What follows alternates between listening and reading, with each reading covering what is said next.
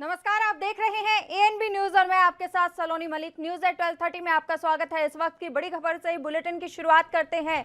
इस वक्त की बड़ी खबर राजस्थान से सामने आ रही है। भीलवाड़ा में शादी समारोह में कोरोना फैला है। 15 लोग कोरोना पॉजिटिव मिले हैं। दूल्हे के दादा की मौत हो गई है कोरोना वायरस की वजह से। बारात में शामिल 127 लोग क्वारंटीन हुए हैं। सरकार ने दूल्हे के पिता पर जुर्माना लगाया है। शादी समारोह में 250 लोगों को आमंत्रित किया गया था। नियम तोड़ने से मुसीबत में फंस चुके हैं। इस वक्त की बड़ी खबर आपको बता रहे हैं।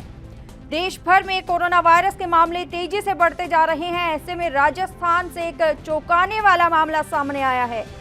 आपको बता दें कि इसमें एक लापरवाही ने 250 लोगों की जिंदगी को खतरे में डाल दिया है। राजस्थान के भीलवाड़ा में 13 जून को शादी समारोह का आयोजन किया गया था। कोरोना के प्रकोप को देखते हुए ध्यान में रखते हुए प्रशासन ने शादी समारोह में इकट्ठा होने के लिए सिर्फ 50 लोगों को ही छूट दी थी, लेकिन इसके बावजूद भी शादी में 250 लोग सम्मिलित हुए।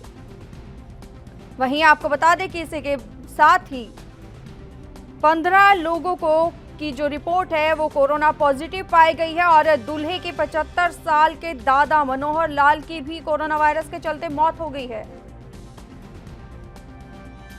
संदीप अग्रवाल संवाददाता हमारे साथ फोन लाइन पर जुड़ चुके हैं। संदीप अग्रवाल, आपसे जानना चाहेंगे, एक लापरवाही ने 250 लोगों की जिंदगी को खतरे में डाल दिया है।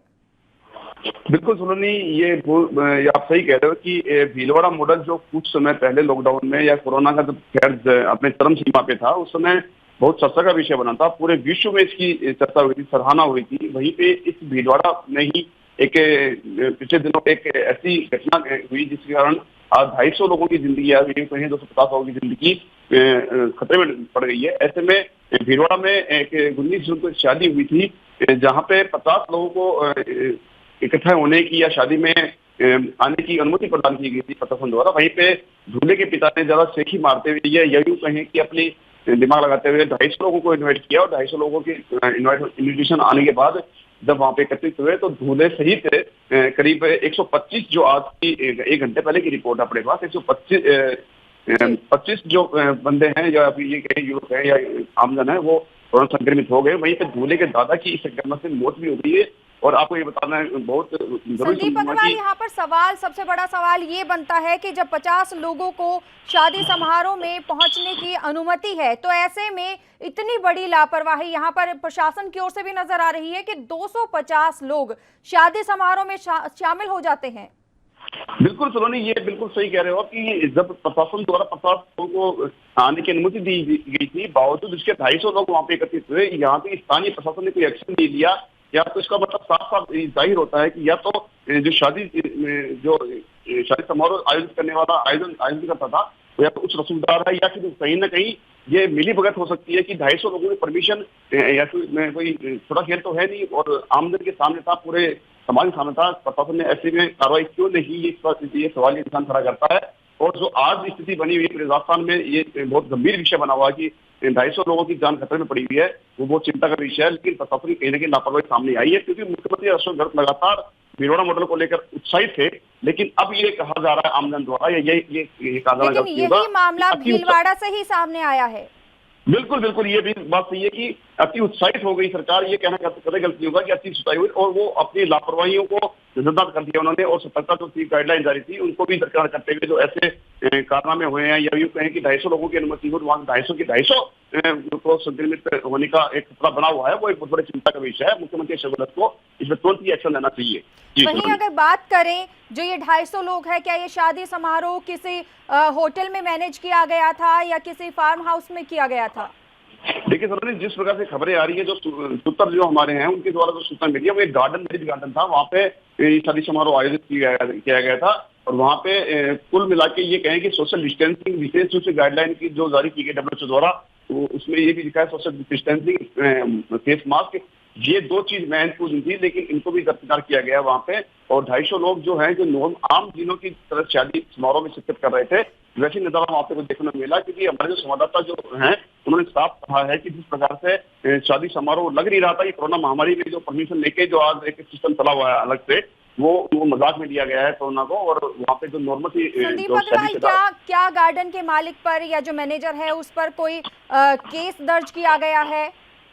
देखिए सलोनी, जिस प्रकार से ये जो जब खबरें आई कि वहाँ पे 25 लोग जो पॉजिटिव हो गए हैं और शादी समारोह 50 की अनुमति थी, 250 को बोला गया है, ऐसे में प्रशासन ने 6 लाख की लगभग उनकी राशि पिता पे थोपी है, और जो 25 लोग क्वारंटीन हुए हैं उनको जो इलाज खर्चा आएगा वो वसूल कर 3 दिन में जिला कलेक्टर द्वारा मुख्यमंत्री राहत कोष में, कोरोना मुख्यमंत्री राहत कोष में जमा करने के आदेश भी दिए हैं, वही सख्ती से आदेश दिए हैं।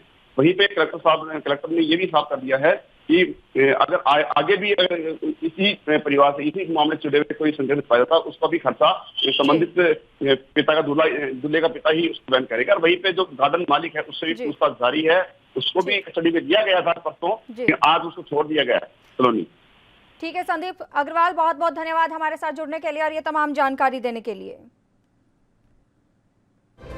इस वक्त की बड़ी खबर आपको बता रहे हैं, देश भर में कोरोना वायरस के मामले तेजी से बढ़ते जा रहे हैं। ऐसे में राजस्थान से एक चौंकाने वाला मामला सामने आया है, जिसमें एक लापरवाही ने 250 लोगों की जिंदगी को खतरे में डाल दिया है। दरअसल ये 250 लोग एक शादी समारोह में शामिल हुए थे। अगली बड़ी खबर से आपको अपडेट करवा देते हैं। बहुचर्चित हनी ट्रैप मामला मध्य प्रदेश से सामने आया है। आपको बता दें कि मामले में आरोपी जीतू सोनी को गिरफ्तार कर लिया गया है। इंदौर क्राइम ब्रांच ने गुजरात से गिरफ्तार किया है। जीतू के खिलाफ प्रदेश में 56 केस दर्ज हैं।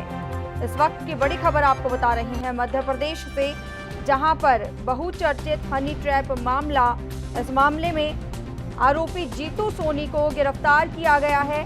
इंदौर क्राइम ब्रांच ने गुजरात से इन्हें गिरफ्तार किया है। जीतू के खिलाफ प्रदेश में 56 केस दर्ज हैं।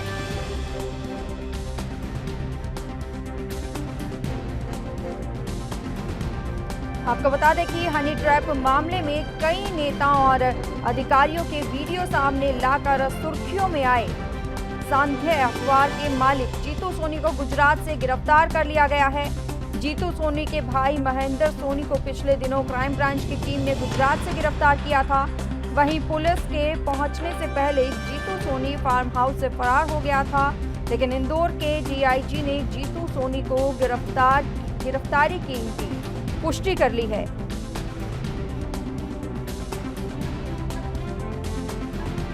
आपको बता दें कि जीतू सोनी की गिरफ्तारी को लेकर इंदौर पुलिस शाम 4 बजे खुलासा करेगी। सुनील मालवीय संवाददाता हमारे साथ फोन लाइन पर जुड़ चुके हैं। सुनील मालवीय, आपसे जानना चाहेंगे, बहुचर्चित हनी ट्रैप मामले में जीतू सोनी को गिरफ्तार किया गया है, क्या जानकारी मिल पा रही है?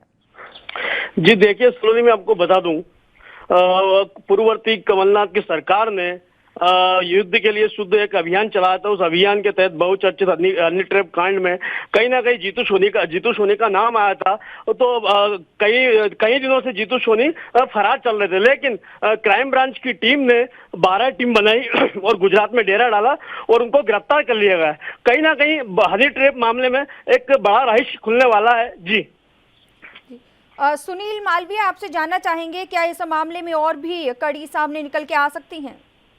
जी बिल्कुल मैं आपको बता दूं कि जो हनी ट्रैप एक बहुचर्चित कांड था मध्य प्रदेश का, जिसने सारे सियासी समीकरण इधर से उधर कर दिए थे। तो इसमें कहीं ना कहीं जीतू सोनी का एक बहुत बड़ा हाथ था, और जो चीजें सामने आई हैं तो उससे जो देखा जा रहा है कि कहीं ना कहीं जो प्रयास लगाए जा रहे हैं तो बहुत सारी चीजें खुल के सामने आने वाली है। जी सुनील मालवीय, बहुत बहुत धन्यवाद हमारे साथ जुड़ने के लिए और ये तमाम जानकारी देने के लिए। इस वक्त की बड़ी खबर आपको बता रही हैं, हनी ट्रैप मामले में कई नेताओं और अधिकारी के वीडियो सामने लाकर सुर्खियों में आए। सांध्य अखबार के मालिक जीतू सोनी को गुजरात से गिरफ्तार किया गया है। जीतू सोनी के भाई महेंद्र सोनी को पिछले दिनों क्राइम ब्रांच की टीम ने गुजरात से गिरफ्तार किया था। वहीं पुलिस के पहुंचने से पहले ही जीतू सोनी फार्म हाउस से फरार हो गया था, लेकिन इंदौर के डीआईजी ने जीतू सोनी की गिरफ्तारी की पुष्टि की है। आपको बता दें कि जीतू सोनी की गिरफ्तारी को लेकर इंदौर पुलिस शाम 4 बजे खुलासा करेगी। दरअसल एमपी हनी ट्रैप के मामले उजागर होने के बाद उसकी जांच एसआईटी कर रही है। जीतू सोनी इंदौर के एक अखबार को चलाता था। उसने हनी ट्रैप से जुड़े कई वीडियो को सामने लाया था। उसके बाद पुलिस ने जीतू सोनी के अवैध कारनामों का खुलासा शुरू कर दिया। जीतू सोनी अखबार की आड़ में इंदौर शहर में कई काले कारनामों को अंजाम दे रहा था। राहुल गांधी के ट्वीट पर अब गृह मंत्री अमित शाह का पलटवार। राहुल गांधी के सरेंडर मोदी वाले ट्वीट पर शाह का जवाब आया है। 1962 से आज तक दो हाथ हो जाएं, अमित शाह ने कहा है। संसद में चर्चा करनी है तो आइए करेंगे, अमित शाह की ओर से कहा गया है। इस वक्त की बड़ी खबर आपको बता रहे हैं। राहुल गांधी के ट्वीट पर अमित शाह ने पलटवार किया है और राहुल गांधी के सरेंडर मोदी वाले ट्वीट पर गृह मंत्री अमित शाह ने पलटवार करते हुए कहा है कि 1962 से आज तक दो हाथ हो जाएं। संसद में चर्चा करनी है तो आइए करेंगे, गृह मंत्री अमित शाह की ओर से कहा जा रहा है। आपको बता दें कि लगातार ट्वीट वॉर कांग्रेस और बीजेपी की ओर से जारी है। ऐसे में दोनों ओर से आरोप प्रत्यारोप का दौर भी जारी है। दोनों ओर से पलटवार किए जा रहे हैं। एक के बाद एक ट्वीट की बात करें तो कांग्रेस की तरफ से ट्वीट किए जा रहे हैं, तो वहीं पलटवार बीजेपी की ओर से किए जा रहे हैं। और वहीं बीजेपी की ओर से अगर ट्वीट किए जा रहे हैं तो ऐसे में कांग्रेस भी पीछे नहीं हट रही है। दोनों ओर से ये ट्वीट वॉर जारी है। एक दूसरे पर आरोप प्रत्यारोप का सिलसिला लगातार जारी है। अब राहुल गांधी के ट्वीट पर गृह मंत्री अमित शाह ने ट्वीट किया है, पलटवार किया है सरेंडर मोदी वाले ट्वीट पर। उन्होंने कहा है कि 1962 से आज तक दो हाथ हो जाएं। संसद में चर्चा करनी है तो आइए करेंगे, अमित शाह की ओर से कहा जा रहा है। वहीं आपको बता दें कि बीजेपी अध्यक्ष जेपी नड्डा भी लगातार सक्रिय हैं और ट्वीट वॉर उनकी ओर से भी जारी है। इस वक्त की बड़ी खबर आपको बता रही हैं। राहुल गांधी के सरेंडर मोदी के ट्वीट पर अब अमित शाह ने पलटवार किया है। शाह ने जवाब दिया है और कहा है कि 1962 से आज तक दो हाथ हो जाएं। संसद में चर्चा करनी है तो आइए करेंगे, अमित शाह की ओर से कहा गया है। आपको बता दें कि कांग्रेस लगातार केंद्र सरकार को घेरने की कोशिश कर रही है। पेट्रोल डीजल के दाम हो, मजदूर हो, या फिर आपको बता दें कि कोरोना वायरस को लेकर भारत और चीन में जो हिंसक झड़प हुई उसको लेकर लगातार कांग्रेस हमलावर है केंद्र सरकार पर। अब ऐसे में बीजेपी की ओर से भी, केंद्र सरकार की ओर से भी लगातार आपको बता दें कि बीजेपी की ओर से भी जवाब दिए जा रहे हैं, पलटवार किया जा रहा है।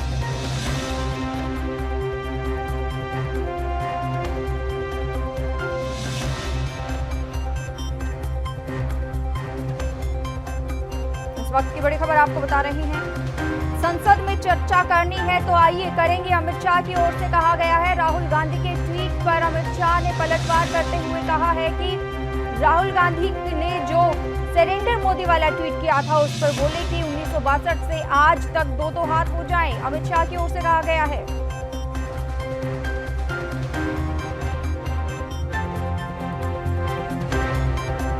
अनुज आत्रे कांग्रेस नेता हमारे साथ फोन लाइन पर जुड़ चुके हैं। आपका बहुत बहुत स्वागत है एनबी न्यूज में। धन्यवाद। आपसे जानना चाहेंगे, ट्वीट वॉर लगातार जारी है। अब अमित शाह की ओर से जवाब दिया गया है राहुल गांधी के ट्वीट के ऊपर, क्या कहना चाहेंगे? देखिए, राहुल जी ने एक बिल्कुल जो व्यवहारिक जवाब सरकार से पूछा था कि क्यों आखिर केंद्र की सरकार चाइनीज सेना के आगे, चीनी सेना के आगे और चीनी सरकार के आगे घुटने टेक करके सरेंडर हो गए। क्यों हमारे सैनिकों को वहां पर जो है उनके चीनी सैनिकों के सामने जो है बॉर्डर पर निहत्थे भेज दिया और वहां पर उन लोगों ने उनकी किस तरह का से निर्दयता से उनकी जो है हत्या करके उनको शहीद हुए हमारे सैनिक। और आखिर ये पूछने का राहुल जी ने सवाल किया था सरकार से कि ये बताएं कि हमारी धरती पर चाइना की सेना ने क्यों अतिक्रमण किया। और प्रधानमंत्री कहते हैं कि कोई आया नहीं, कुछ हमारी सीमा में गया नहीं। तो उस चीज का सरकार अब झूठ दे रही है और बावजूद अपनी गलती मानने के। और ये देश के गृह मंत्री उसका जवाब देते हैं, ट्वीट का उल्टा जवाब देते हैं। तो ये लोकतंत्र में अच्छे साइन नहीं। सरकार की जवाबदेही विपक्ष के प्रति, जनता के प्रति पूरी होती है। आप जवाब न देकर उन बातों का मजाक उड़ाएं और जो है या तो आंखें दिखा के धमकाने का प्रयास करें, तो ये लोकतंत्र नहीं है। ये लोकतंत्र की आप परिभाषा का मजाक उड़ा रहे हैं, तानाशाही कर रहे हैं, जो कि स्वीकार्य नहीं है। अभी कौन से सदन में जवाब देना चाहेंगे? 1962 को बार बार से हाईलाइट किया जा रहा है।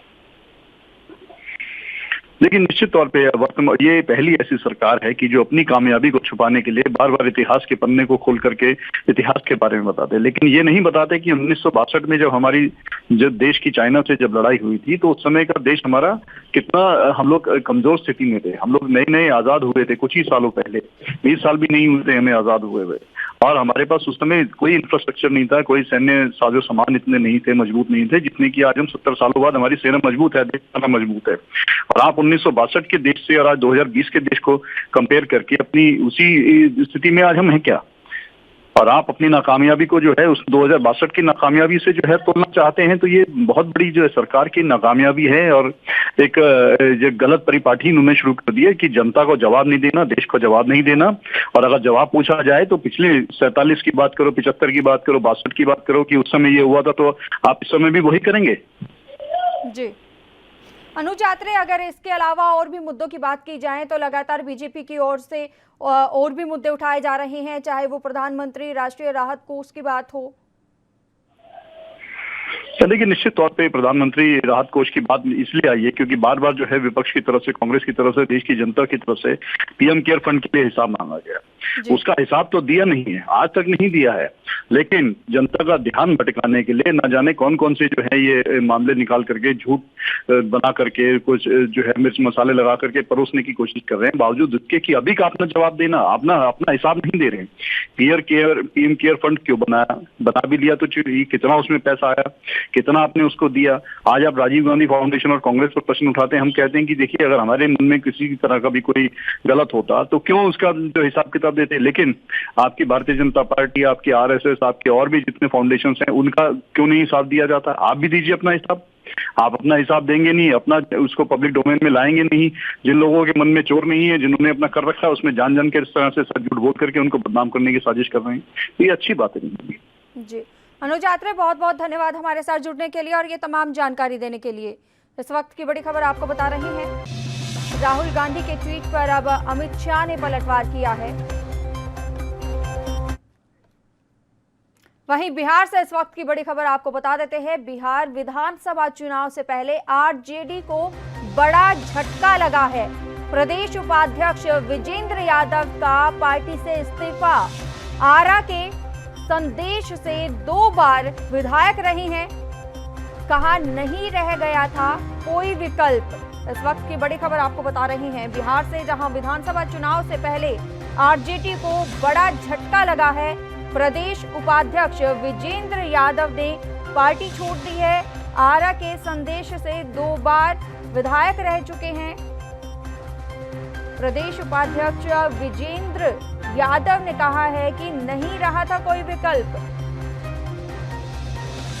इस वक्त की बड़ी खबर आपको बता रहे हैं, बिहार में राष्ट्रीय जनता दल के उपाध्यक्ष विजेंद्र यादव ने पार्टी और पद दोनों से इस्तीफा दे दिया है। यादव ने कहा कि पार्टी में अब पुराने नेताओं की कोई इज्जत नहीं रही। विजेंद्र यादव को आरजेडी में किंग मेकर के नाम से भी जाना जाता है। उन्होंने एक प्रेस कॉन्फ्रेंस कर पार्टी छोड़ने का ऐलान किया। आपको बता दें कि विजेंद्र यादव पूर्व में विधायक रहे हैं। उन्होंने पार्टी छोड़ने के साथ ही अपने पद से भी त्यागपत्र दे दिया। वे लालू यादव और अन्य वरिष्ठ नेताओं के काफी करीबी नेताओं में रहे हैं। विजेंद्र यादव ने कहा कि लालू जी भी अब वो नहीं रहे जो 1990 और 2000 के दशक में हुआ करते थे। वे भी बदल गए हैं, इसलिए बदलाव वक्त का तकाजा है, जिसे देखते हुए मैं इस्तीफा दे रहा हूं। अखिलेश झा संवाददाता हमारे साथ फोन लाइन पर जुड़ चुके हैं। अखिलेश झा, आपसे जानना चाहेंगे, आरजेडी को एक और बड़ा झटका लगा है। देखिए, कुछ चुनावी माहौल में कुछ बिहार में राजनीतिक समीकरणों को समझना चाहिए। एक लॉबी काम से जेडी और तोड़ने में लगी है। ऐसे में प्रदेश उपाध्यक्ष विजेंद्र यादव का इस्तीफा एनडीए के लिए फायदेमंद हो सकता है। ये पता नहीं कि एनडीए की तरफ से उन्हें क्या एश्योरेंस मिला है, लेकिन जो लोग आरजेडी छोड़कर जा रहे हैं एनडीए उन्हें पुरस्कृत कर रही है, जैसा कि आपने एमएलसी वाले मामले में देखा होगा। और ऐसी परिस्थिति में एक बदलाव के संकेत है। आरजेडी के अंदर भी गुटबाजी है, और जिस रामचंद्र पूर्वे के समय से ही विजेंद्र यादव यहाँ है, और जब से जगदा बाबू आए हैं, जगदानंद सिंह नए प्रदेश अध्यक्ष हुए हैं, वो उनकी लॉबी में सेट नहीं बैठते, इसलिए उनका इस्तीफा बदलाव की ओर संकेत करता है, जो अभी बहुत चर्चा का विषय बना हुआ है। जी अखिलेश, आप बहुत बहुत धन्यवाद हमारे साथ जुड़ने के लिए और ये तमाम जानकारी देने के लिए। इस वक्त की बड़ी खबर आपको बता रहे हैं बिहार से, जहां बिहार में राष्ट्रीय जनता दल यानी आरजेडी के उपाध्यक्ष विजेंद्र यादव ने पार्टी और पद दोनों से इस्तीफा दे दिया है। यादव ने कहा है कि पार्टी में अब पुराने नेताओं की कोई इज्जत नहीं है, इसलिए उन्होंने इस्तीफा दिया है और पार्टी छोड़ने का ऐलान किया है। दिल्ली से इस वक्त की बड़ी खबर आपको बता देते हैं। राहुल गांधी का मोदी सरकार से सवाल, राष्ट्रीय रक्षा और सुरक्षा की बात कब होगी? राहुल गांधी ने कहा है सरकार ने कोरोना महामारी और पेट्रोल डीजल की कीमतें अनलॉक कर दी है। पेट्रोल और डीजल की कीमतों को लेकर भी केंद्र सरकार को घेरा है। कांग्रेस नेता राहुल गांधी ने रेडियो कार्यक्रम मन की बात पर भी तंज कसा है। प्रधानमंत्री मोदी ने मन की बात में देश की जनता को संबोधित किया था। इस वक्त की बड़ी खबर आपको बता रही हैं, लगातार कांग्रेस केंद्र को घेर रही है, अलग अलग मुद्दों पर घेराव किया जा रहा है। ऐसे में राहुल गांधी ने मोदी सरकार से सवाल पूछा है कि राष्ट्रीय रक्षा और सुरक्षा की बात कब होगी? सरकार ने कोरोना महामारी और पेट्रोल डीजल की कीमतों को अनलॉक कर दिया है। पेट्रोल और डीजल की कीमतों को लेकर भी केंद्र सरकार को यहां घेरा जा रहा है। राहुल गांधी की ओर से कांग्रेस नेता राहुल गांधी ने पीएम नरेंद्र मोदी के रेडियो कार्यक्रम मन की बात पर भी तंज कसा है। आपको बता दें कि आज ही पीएम नरेंद्र मोदी ने अपने रेडियो कार्यक्रम मन की बात में देशवासियों को संबोधित किया था। इस वक्त की बड़ी खबर आपको बता रही है, लगातार कांग्रेस केंद्र सरकार को घेर रही है। ऐसे में आपको बता दें कि राहुल गांधी की ओर से पीएम नरेंद्र मोदी पर भी तंज कसा जा रहा है मन की बात को लेकर। वहीं पेट्रोल और डीजल के भाव को लेकर लगातार जो बढ़ोतरी हो रही है, उस पर भी राहुल गांधी की ओर से कहा जा रहा है कि कीमतें अनलॉक कर दी गई है। कोरोना वायरस महामारी हो, प्रवासी मजदूर हो या फिर पेट्रोल डीजल के दाम, लगातार कांग्रेस केंद्र पर हमलावर है। जम्मू कश्मीर बॉर्डर ने घोषित किए हैं 12वीं के परीक्षा परिणाम। आपको बता दें कि 12वीं बोर्ड की परीक्षाओं में 77.38% छात्र, इस साल सरकारी स्कूल के 73% छात्र पास हुए हैं। पिछले साल सरकारी स्कूल के 55.70% स्टूडेंट पास हुए थे। सरकारी स्कूल के छात्रों का प्रदर्शन इस बार शानदार रहा। साइंस में सरकारी स्कूल के 26 छात्र टॉप पोजीशन में शामिल हो गए हैं। इस वक्त की बड़ी खबर आपको बता रहे हैं, जम्मू कश्मीर बोर्ड परीक्षा के नतीजे घोषित कर दिए गए हैं। 12वीं की परीक्षा के परिणाम आ चुके हैं। 12वीं बोर्ड की परीक्षा में 77.38% छात्र पास हुए हैं। इस साल सरकारी स्कूल के 73% छात्र पास हुए हैं। पिछले साल सरकारी स्कूल के 55 के करीब जो छात्र हैं, 55% छात्र पास हुए थे। इस वक्त की बड़ी खबर आपको बता रही हैं, 12वीं बोर्ड की परीक्षा में 77.38% छात्र पास हुए हैं। सरकारी स्कूल के ये छात्र पास हुए हैं। वहीं इससे पहले सरकारी स्कूल के आपको बता दें कि 55.70% छात्र पास हुए थे। जो नतीजा है जम्मू कश्मीर बोर्ड का वो आ चुका है। 73% सरकारी स्कूल के छात्र पास हुए हैं और पिछले साल की बात की जाए तो 55% ये छात्र पास हुए थे।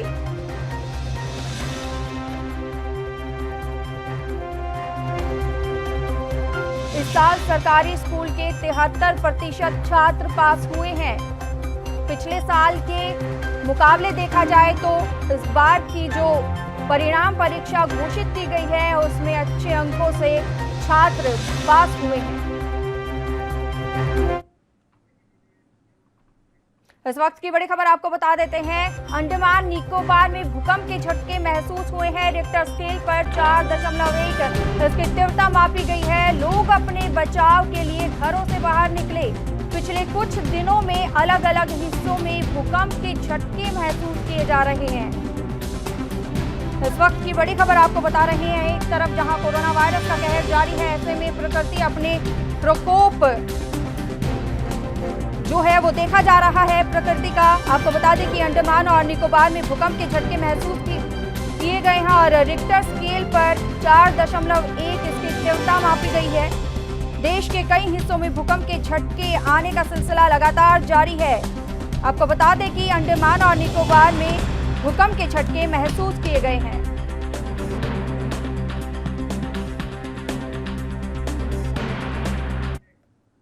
तेजस्वी यादव क्या कुछ कह रहे हैं, सुनाते हैं आपको। लोगों को दे रखा था तो इस पे जो है जवाब देना चाहिए।